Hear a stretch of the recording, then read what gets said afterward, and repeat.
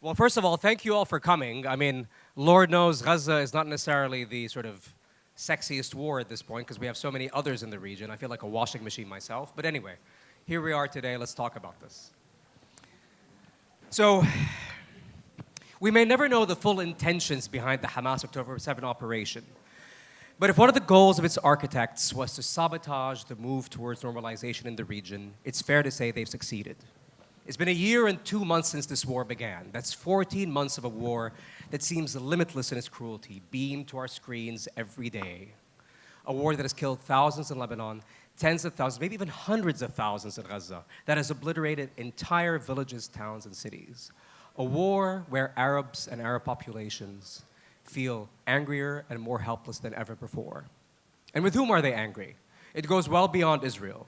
If you consider the billions of dollars pumped in by the US and the years of effort to improve the US's image in the region, now we're seeing, and this is based on Arab Barometer research, that the percentage of people who perceive the US in a less positive light has increased almost across the entire Arab world. In Tunisia, it's quartered down to 10%. In Jordan, it's almost half to 28%, about on par with Iran. In Iraq, Iran is actually more popular. Meanwhile, US competitors like Russia and China, well, especially China, are actually more popular across the board now. At the same time, there's anger at the West in general, be it governments or institutions that lecture Arabs and Arab states about human rights and international law, and yet have proven to be impotent in the face of a conflict for which many don't even use the right terms, let alone try to stop. Surveys, again, from the Arab Barometer tell us that trust in institutions such as the UN has fallen, and it makes sense because the message since October 7 has been clear. In the realm of international rights and regulations, Arabs are second class. Now, at the same time, it's harder for us to gauge how Arab citizens feel about their leaders, and it's obvious why. I'm not going to mention it here. But the fact of the matter is, look at Jordan. You've had a sustained wave of protests demanding the government reverse a decades-old peace treaty and sever all economic ties. In Egypt, we've seen people enraged at the sight of an Israeli warship crossing the Suez. Even in the UAE, an enthusiastic and founding member of the Abraham Accords, there is now greater sensitivity about the notion of Emirati firms working with Israeli companies. Now that may not sound like much, and the much vaunted Arab street has often proven itself to be surprisingly nonchalant about events we thought would be seismic, until it wasn't. The Arab Spring and what is happening now in Syria show us that leaders, no matter how authoritarian, can ignore their citizens only for so long. And the fact of the matter is that October 7 has widened the chasm between governments and people in a way that will affect, and is already indeed affecting the domestic stability of America's Arab allies. And then, of course, there's Israel. Now, I mean, regardless of government diktats, the fact of the matter is that the appetite for normalization in the region seems quite low. And even in countries where normalization has happened, approval of those relations is at its nadir. And again, I'm going to call upon the Arab Barometer information here. In Jordan, unsurprisingly, it's about 3%. But even in Morocco, it's at most 13%. Leaders ignore these numbers at their peril, which is perhaps one reason why Saudi Arabia conditioned its normalization deals on something the Abraham Accords never did, namely a viable path towards a Palestinian state. On a more personal level, I've spoken to Arabs in Lebanon, in Syria, in Jordan, elsewhere. And the feeling is that far from being interested in normalization, many feel the only path is war. Why? Because they feel they can no longer countenance living side by side with a neighbor that seems intent on killing its way to peace. Now, this panel here is going to talk about the shifting opinions about the situation in the region based, well, after the October 7 Gaza war. At the same time, we're going to talk about how permanent those changes are, right, and their implications for the Israeli-Palestinian conflict. But I'm going to start with a question that perhaps is a bit more controversial. Hi, guys. How are you? Sorry, hi, folks. We can't say guys anymore. Hi, folks. Here's our plan, right? I'm going to start with this question. Does normalization actually matter? I mean, if you consider what's been happening in Egypt and Jordan, I mean, those are two countries that normalized decades ago. But I'll be honest with you, I don't see Egyptians and Jordanians any closer to warm relations with Israelis than before. So let's start with that. Now, I've been instructed that I should sort of begin with the doctors, and while Nadim and Tariq give us more sort of meta-commentary. So I will start with the doctors. Dr. Amani, you have it. Oh, actually, should I introduce you first? I'm going to do that first. Sorry, this is a bit, it's off the cuff today. So, Dr. Michael Robbins with the Arab Barometer, Nadeem Houri. Who are you with these days? Remind me. The Arab Reform Initiative. Dr. Amani with Princeton, and Dr. Tariq. Let's begin. Please, go ahead. Thank you so much for that.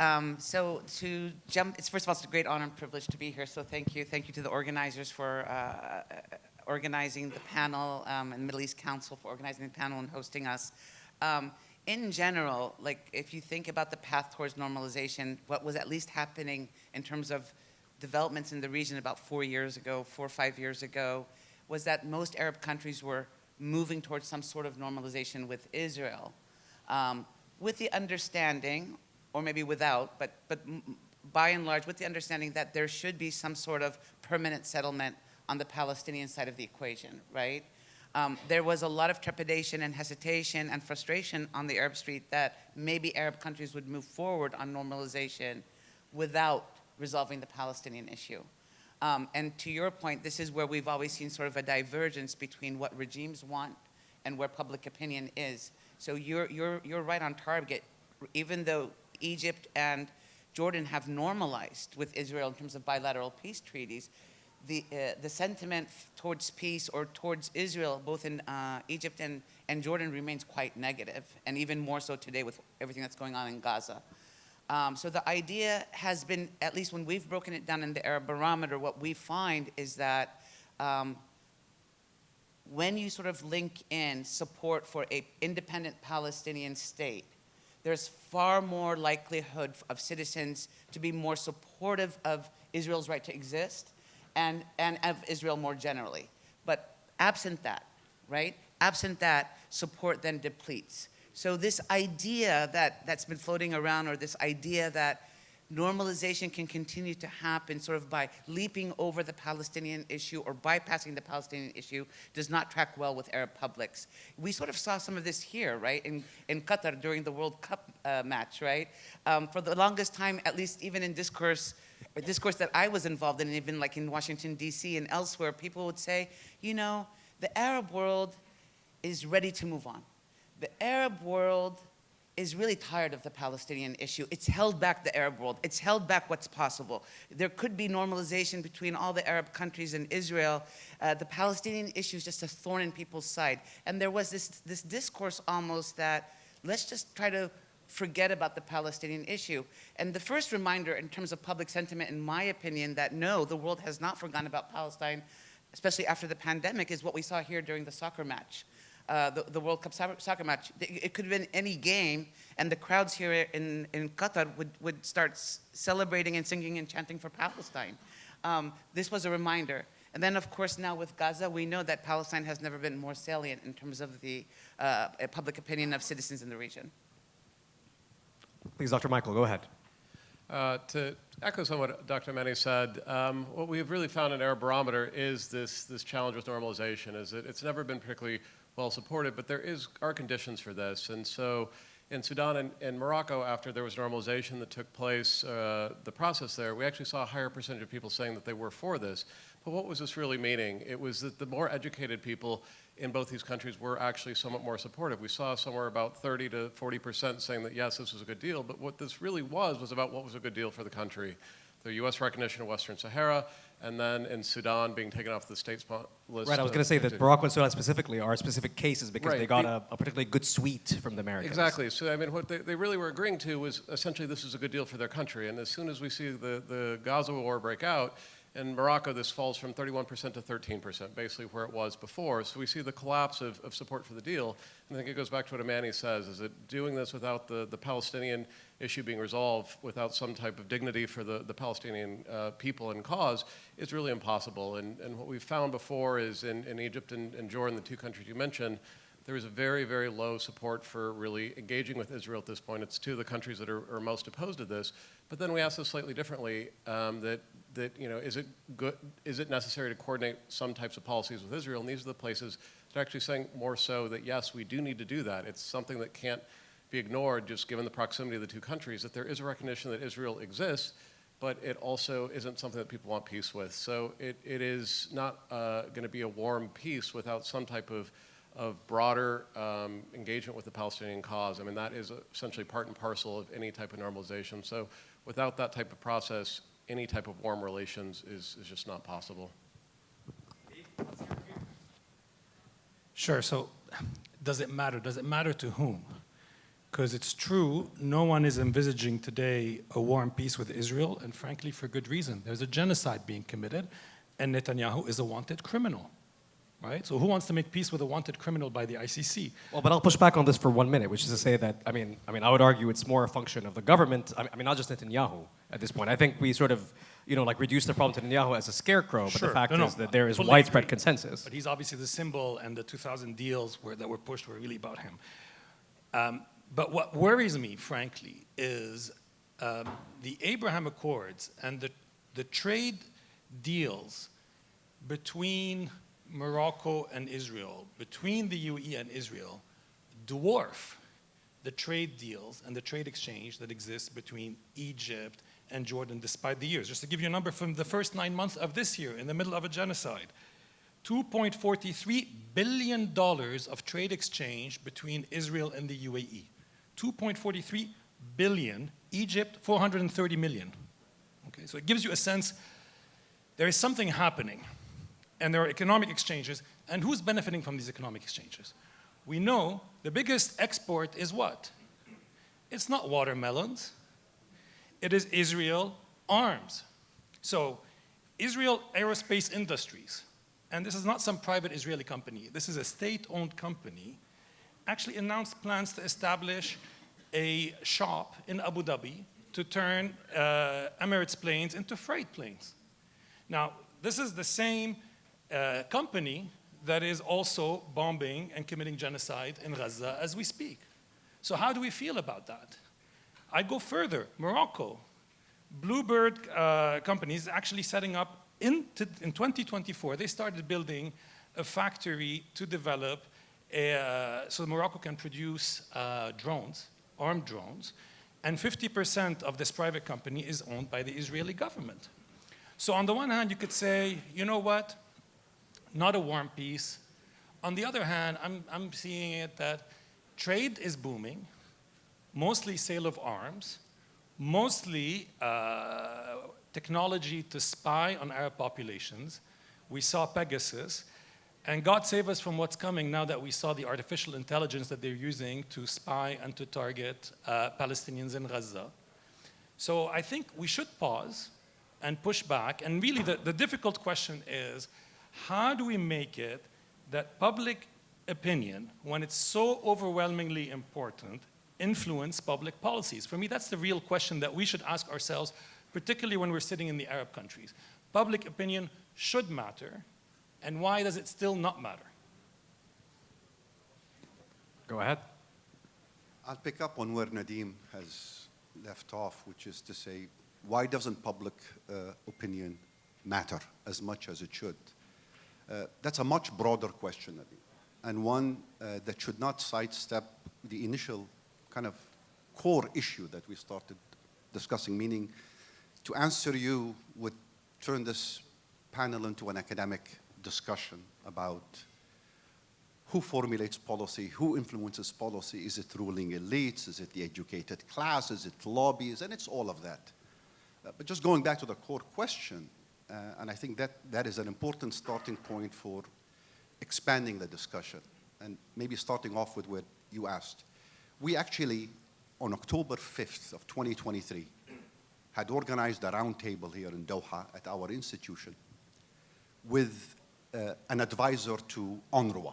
And at the time, the big challenge facing UNRWA was one of financial resources. They were running out of money. And a lot of Arab countries weren't fulfilling their pledges. Some, in fact, had cut back on their financial commitments. After an hour or so of a discussion about why you need to support UNRWA, a European ambassador asked the question, and I thought it was a very important question at the time. I won't name him. I think I see him in the room today. He goes, can anybody tell us if the Arab world still cares about Palestine and the Palestinians? There was silence in the room. which at least told me and told many other people that, in fact, we were wondering whether the question still mattered, whether people still cared enough, whether public opinion, of course, would come in, governments would step in. Where we are today, relative to where we were just a little over a year ago, is a monumental shift on any level. We've actually gone beyond the Palestinian question now. We're no longer just asking whether we care about the Palestinians, committed to their rights, self-determination, whatever it is. We're now asking questions we didn't think we would be asking at the moment. Not only the relationship between the Arab world and Israel, or the Palestinians and their future, we're asking questions about our relationship with the West, our future relationship with the civilization that calls itself the Western world. The return of some of these very hard questions to the table now, and how they're driving debate, discussions, and public opinion has profound implications, in my view, moving forward.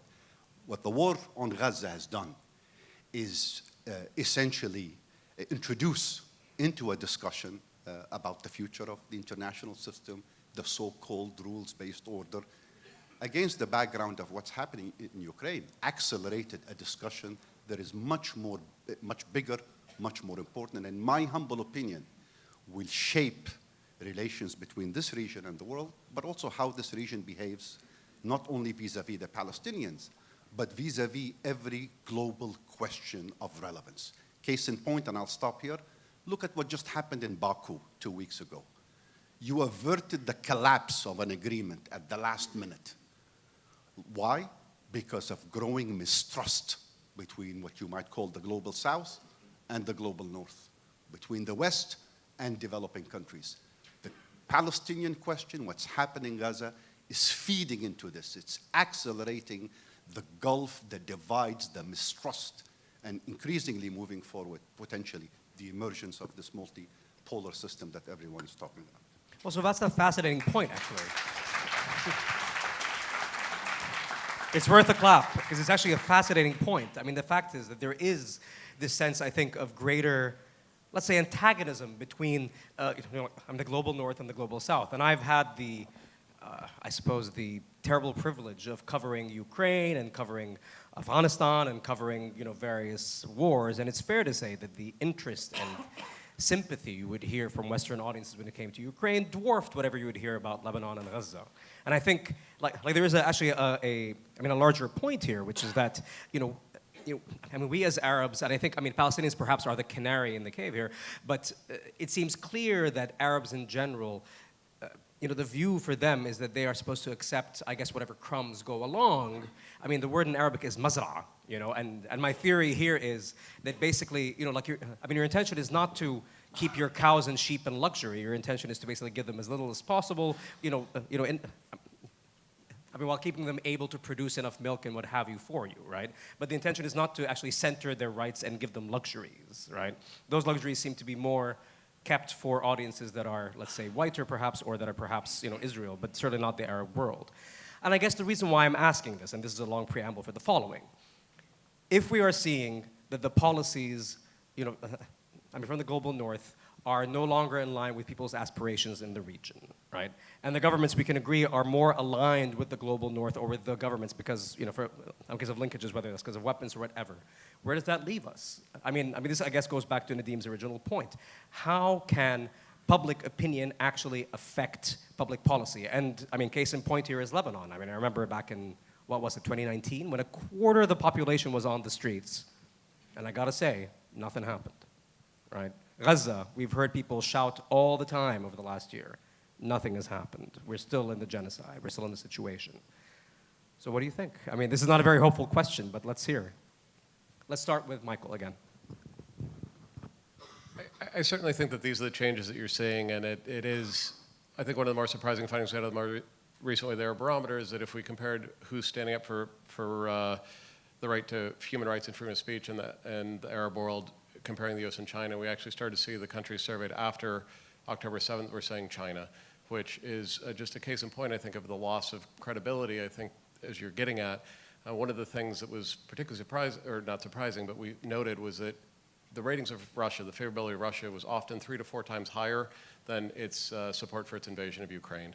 And so you see that there's just a divorce between the two, that really this is a European conflict that everyone is in the Middle East is supposed to be falling in line with the West, and yet when the war in Gaza happens, that nothing happens. And so it really is coming to this loss of credibility. I think what you are starting to see now is Arab publics are turning, particularly towards China as a response, away from the United States, away from the UK, away from France, those that they saw as being complicit with the war in Gaza, and really looking to an alternative power. And how that shifts public opinion, it's something that certainly makes it easier for leaders to make that shift as well. I mean, certainly Xi Jinping on his way back to China from a conference stops in Morocco. The first time the Chinese premier has ever visited Morocco.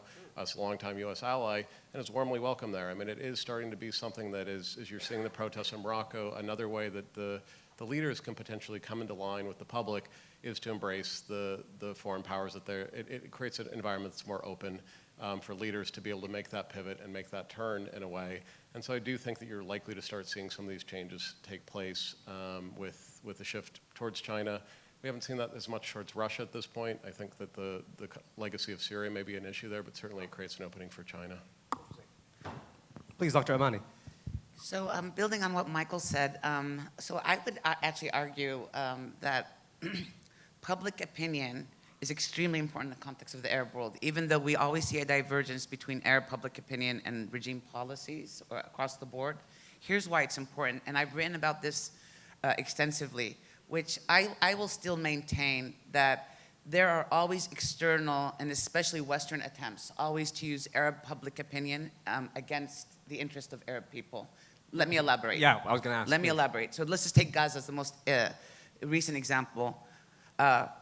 What is the justification that often floats in Western media about Gaza? Well, everybody supports Hamas. That's not true, right? Our results, our Arab Barometer data shows that, like any other vibrant political community, there was a robust debate about Hamas governance in Gaza before October 7th, first of all. In fact, about 2/3 of Palestinians in Gaza were distrustful of Hamas government up till October 6th. Right, and the West Bank actually has more support for Hamas. And the West Bank, we need to look at, support for Mahmoud Abbas is even lower than that. So, and we see this across many different Arab contexts. So the idea that every child is fair target in Gaza because somehow, some way, that child supports Hamas, or what Hamas did more specifically on October 7th, there's no support in Arab public opinion. And mind you, 50% of Hamas was born after the Hamas election of 2006. So basically, just keeping this all in mind. But the idea is that when it comes to the Arab world, especially sort of like, Muslim and Arab public opinion, the West portrays, and this is where like the Islamophobic undertones always sort of are there, right? Which is that here's this monolithic paintbrush of what the Arab region is, what Palestinians are about, what Gazans are about, what Arab societies are about, and therefore these policies that are very devastating to the region, right? And it's not just about October 7th, although what's happening in Gaza is horrible. Let's just be honest, it's been for the last 2, 3, 4 decades. It's been a policy that has brought more wars and destruction to the Middle East than any other region of the world. Since 9/11, there's been consistent wars, civil wars, and destruction in this region. That does not bode well for development, economic development, political development, democratic development. But mind you, there's always been an argument about Arab and Muslim public opinion to, quote unquote, almost serve as justification for the policies. Going into Iraq, well, everybody supports Saddam Hussein. Everybody wants Saddam Hussein down. Everybody would rather have the U.S. govern Iraq. That was never substantiated, right? Arab societies, how many times have we heard the argument, Arab societies are really not ready for democracy because they have to learn to embrace democratic values and democratic norms. So therefore, it's a good thing we have these authoritarian allies who can basically rule their own populations. This is an argument that is still being circulated and is quite popular. And I would argue and maintain this is why we have to be invested in collecting data on Arab citizens and on Arab societies, because otherwise there are discourses out there that want to consistently delegitimate and almost justify why we see so much repression across the region. Just bouncing off, I think, just a couple of quick points. I think the first, fully agree. We have to understand opinion because also it's about agency. I mean, what we're seeing is decades of either the Arab street is portrayed as something that is scary, it needs to be controlled. So the foreign policy of Western countries and other countries is to support the dictators because this Arab street scares us. We don't want to understand it. And actually, by the way, dictators use it. Say, you know, you have to give me more of this because otherwise I will unleash the scary Arab street against you. So I think we have to better understand our societies because this is how we get more agency. And that's where accountability starts. The second point I want to make here is what I find striking, to go back to after Gaza, is that it's not just, I mean, we all know since the US invasion of Iraq that I think, and it's been consistent, I think, in the Arab Barometer, that Arab opinions is mostly negative on the US foreign policy, right? I mean, this is not new. Yeah. But what I find interesting since Gaza is you're having the westernized Arab elites that are turning their back to a certain extent. And that's maybe something that will not come up in a major sample because it represents small percentage in societies, but I think all of us in this room, we know it from our intimate conversations that we are having. And it reminds me of an essay that the Turkish author Orhan Pamuk had written about 2 decades ago about Europe not making him dream again. He doesn't dream about being European anymore. At the time he wrote that essay, beautiful essay. And I think a lot of westernized Arabs, hyphenated Arabs, feel that way today. And absolutely. And that's why actually a number of them are moving and working in Qatar, in Dubai, not leaving just, you know, in universities in the Mashriq or the Maghreb. They're also leaving universities in North America and Western Europe for various reasons. And that's interesting. Now, does this mean, you know, a cynical European diplomat told me, where do you think you're going to go? I mean, that shows you a bit the arrogance. You're going to go to China and Russia? You're still sending your kids to universities in the States and Canada and London. And they're true for now. I mean, so I think there's going to be, I guess my point here is there's going to be a bit of a gap between how we, because this is very intimate, how people are processing these sentiments. This is something that affects each and one of us deeply, about how we want to position ourselves. And I don't necessarily see it as global north, global south, because many of us, for instance, see allies in global north societies. We find, you know, it's a bit more complex than that aspect. But there will be perhaps a gap as we make these big choices and how we think about it. And just finally, beware of still waters. Okay, so where is the Arab street? It's true, we did not see the protest in the Arab region that we saw in London, in Western capitals for Gaza. But this is also a region that has come up from after a roller coaster. Yeah. You know, wars, repression. I mean, a group of activists in Egypt, Egyptian women stood in front of the UN to protest about the situation of Palestinian women in Gaza. They were detained immediately. So the Arab public opinion is not just going to manifest itself in the street, so to speak, and it's actually manifesting itself in private conversation. And one of the interesting things has been how a new generation, today's teens and preteens, their only agency, the way they're expressing their agency is through their consumption patterns. So for instance, in Jordan, no one is buying Coca-Cola anymore, you know? Now you could tell me it's true, it's not gonna change foreign policy, but it's a new generation, a TikTok generation, that is being politicized around Palestine. Today, their politicization is perhaps what we would consider maybe shallow, you know, consumption pattern, but that's where they are at today. We don't know how this politicization will evolve. And I think we need to pay attention. And frankly, I wish, you know, so and for me, it's also just an ethical point that let's not talk about Arab Street, let's not talk about ourselves as these masses, these angry masses. We're individuals, and I worry sometimes, I'll just end because this is something that bothers me a lot, when we talk about victims in Gaza, in Lebanon, in Syria, we always talk about children and women. We never mention men because somehow Arab men are all scary. Right, screw today, the men. Right? Theory, yeah. All the men are potential terrorists in waiting, guilty until proven innocent. Why should we accept that?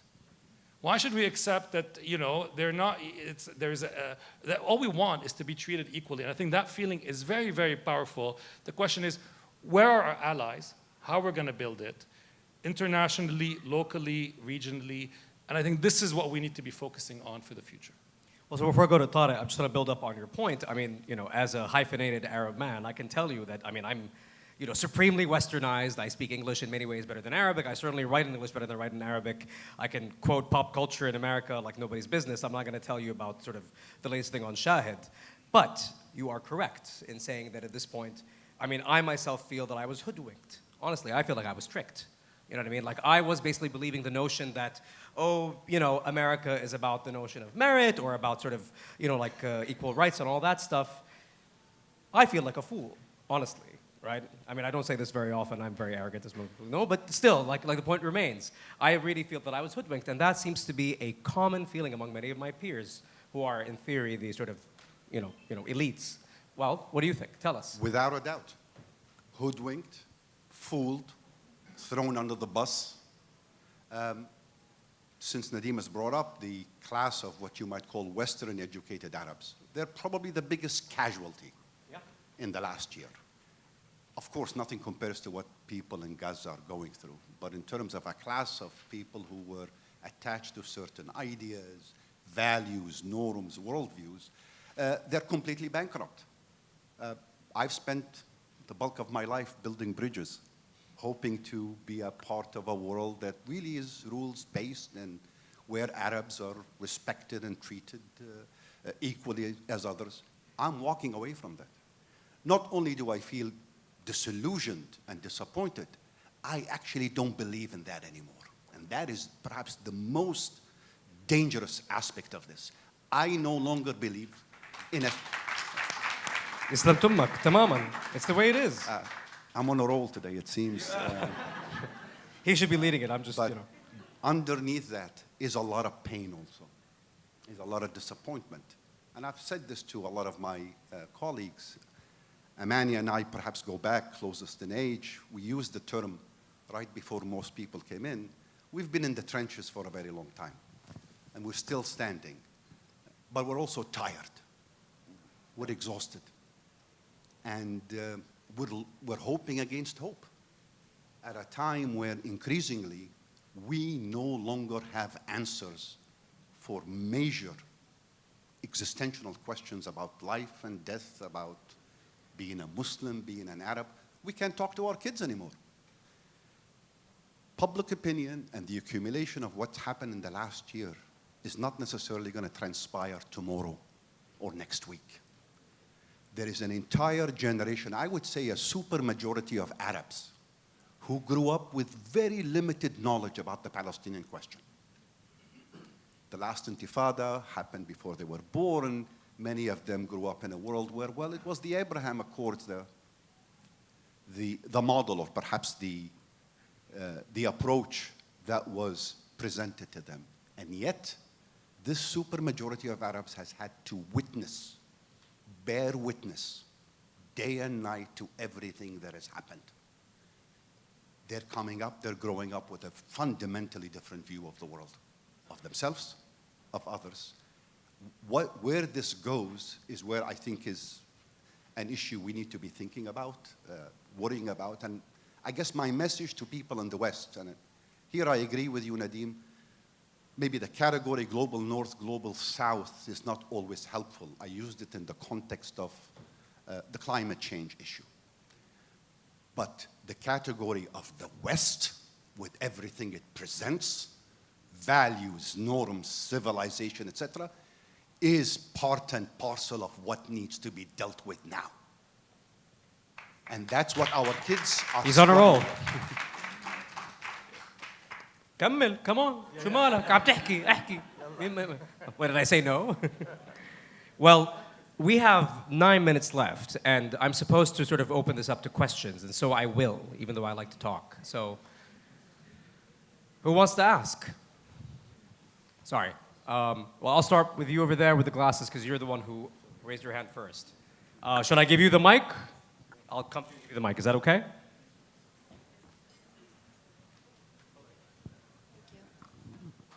Thank you very much to the panel. I think I'm not the only one in the room who can say that this has been occupying my thinking day and night over the past year. And as a hyphenated Arab myself, I wanted to ask, as we rethink our paradigms and as we rethink the world, I'm finding it difficult to grapple on some sort of theoretical framework, some sort of ideology, some sort of leadership in looking into the future. And I don't know if that's something necessary, but it's something that I personally am looking for to explain the world and to present a new worldview. My question to you is, how do you see that? Do we need that? Do we have the leadership, whether formal or informal, to drive forward a new future for us in the Arab world? So is this question for anyone specific? For all of them, I guess. Who wants to jump in? Go ahead, ask. It's a big question. Just trying to interpret your question. So moving forward, this matters in ways that many of us are going to have to deal with. I hinted at what our kids and relatives and friends and colleagues and people who are used to us speaking about sort of certain issues that we've stopped speaking about. Democratization, human rights, rules-based. This is going to matter increasingly for things that are happening and changing in the world. I mean, think about the emerging and intensifying competition between the US and China moving forward. What is our position on that? Are we going to be asked to take sides? And if we're not going to take sides, how do we justify that? Increasingly, I would say, those who come from Europe or the US who are trying to enlist us to be on the anti-China bandwagon are not appealing to the things that were fashionable a few years ago, right? Rule of law, human rights, respect for dignity. It's about we're better than China. We will outlast China. I'm afraid it's not going to work that way. And there's a lot of pushback. There are a lot of suspicion and trepidation and hesitance. And people in the region and in many other parts of the world are choosing not to take sides or not to believe everything that comes to them at face value. I actually happen to think the Gaza war has concretified that thinking, that positioning. So this is going to matter for a lot of practical things and a lot of big things in the world of politics, and we'll see how this over time manifests itself.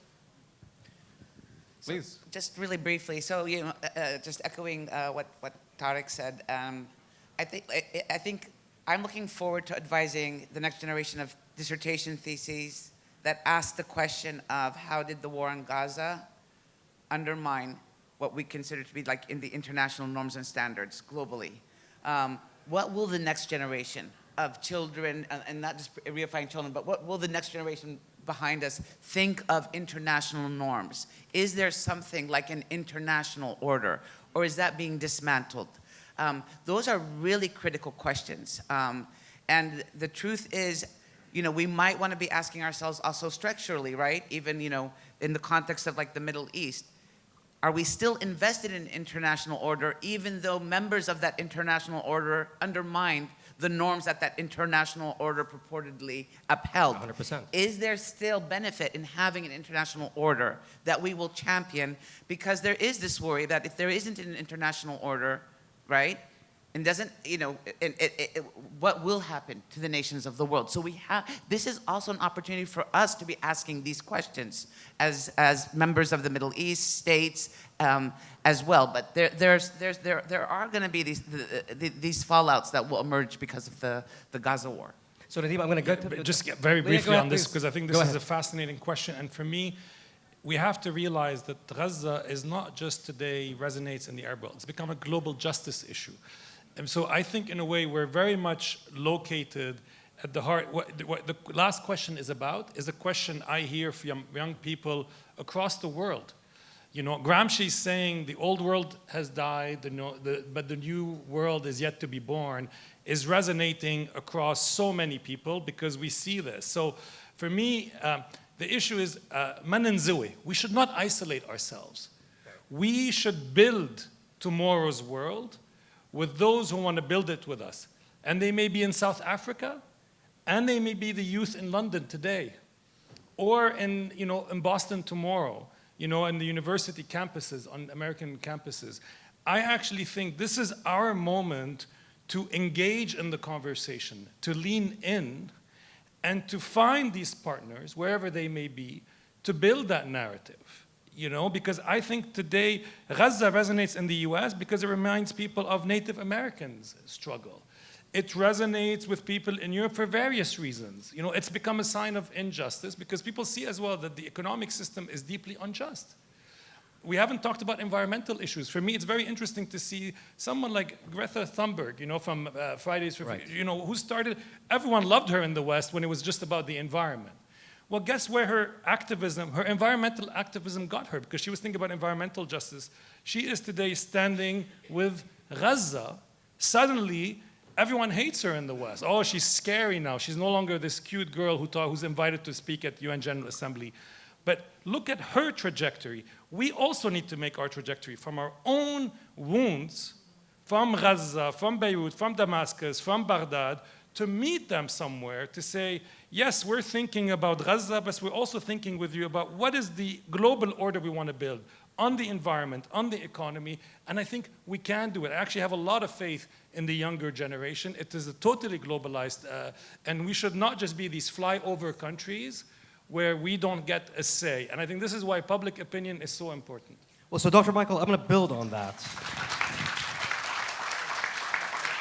So the reason why I actually want to sort of build on that question, and I feel that this is sort of what we're circling around. How permanent are these shifts that we're talking about, right? Okay, I'm angry now at the West, et cetera. We're hearing our panelists express disappointment and anger. How permanent are these changes and shifts? And I'm wondering if the Arab Barometer has done some work on this. So this is a great question. I think one of the things that we saw after 2003 with the US invasion of Iraq was this real decline in views towards the US. It took a very long time to build that back, to even have any hope of having a more positive view towards the US. It really, at that point, was reaching a point that there was a more positive view, that the US was now starting to look with 40, 50%, much higher than it was before. But certainly the decline, in Tunisia in 3 weeks, we saw it drop from 40% to 10% having support in the days after Gaza. This was an immediate change, and I think certainly the things that we're seeing here are unlikely to go away. If we ask people, how do you describe this? The most common response is genocide. Once you get to that point and once you get to that level, there's no going back. And I think you certainly also see this with polls in Southeast Asia. They've shown that actually that Gaza is the #1 issue in Southeast Asia, which is not even something that's in international relations. It's something that's not particularly here. This is extending to South Africa, to Brazil, to many other countries, and that solidarity that I think is building over this issue with the reforming of the world, it is going to change the world, and it is something that is going to maintain for some time. Any more questions? Okay, now we have a lot of questions, and we have 30 seconds in theory. I'm not sure how this works, so let me ask, I should ask someone, I should do this myself, but anyway, let's go with someone. Sorry, go ahead. You don't have to go with your set. I don't think the mic. Oh, it's fine. I'm happy to get the mic, but I'm just wondering who to give it to, because we don't have many questions left. Well, this gentleman here is in front of us. Sorry, I saw you in the back too. Don't worry. I will, if they let us, I will do this. Well, thank you very much, everyone. I'm going to try to make it as quick as possible because 30 seconds. Aren't we, when we say the West, we're being a little bit unfair. As Arab, Western-educated Arab, we always had the distrust in the administration. And the shock for us that was laid bare naked over the last 12 months is the reality that we discovered there are two types of Western civilians. One who actually do not see Arabs as worthy, and another who has a misinformation about the history of the conflict. And what happened over the last 12 to 16 months have actually pushed people to understand, investigate. So we have an opportunity whereby when we say West, we see in Spain standing with Palestine. We see in Ireland. Yes, historically there are other reasons for people actually standing with the cause, but we see in Western countries, in America, we've seen people who've never been interested in politics coming out and discussing the matter and trying to understand it. So being the optimist, I think we know that the West have never been very fair to Arabs. Gaza is just the latest. In Europe, we were hearing that Ukrainian refugees are okay to come to the UK because they're like us. While blocking the roads for Syrian, and these are the people that you bombed their houses. Ukrainians are coming in as a result of a different conflict, and it's not your responsibility to actually. So we've always known that. I'm very surprised for anyone to think that the West have changed over Gaza. It's always been bare naked. But how can we use this as an opportunity to actually drive that momentum within people, to have an influence on the election results in Western countries, if one will call them Western countries, to drive our cause rather than just be subject of policies that we've seen over the last 3-4 decades? Well, so I'll push back against you, and then I'll open up to the folks here, if you don't mind. Which is that, I mean, you're right that, obviously, we've had some allies in places you wouldn't expect. But I think the main issue, at least for me anyway, from people, is that we are basically having to justify, to explain to people that a genocide is happening. It just seems so fatuous as an idea that I have to explain to someone abroad that the people are being killed and destroyed I guess the question is that the fact that we have to sort of ask these people to be our allies, the fact that we have to even sort of wait for them to express some kind of support instead of them jumping for support and saying this is wrong, right? Like when we saw what happened in Ukraine, I had the terrible privilege of being there from the first day, right? And there was no equivocation. Immediately you saw people going in and being able to cross, from Ukraine into Europe with no problems, right?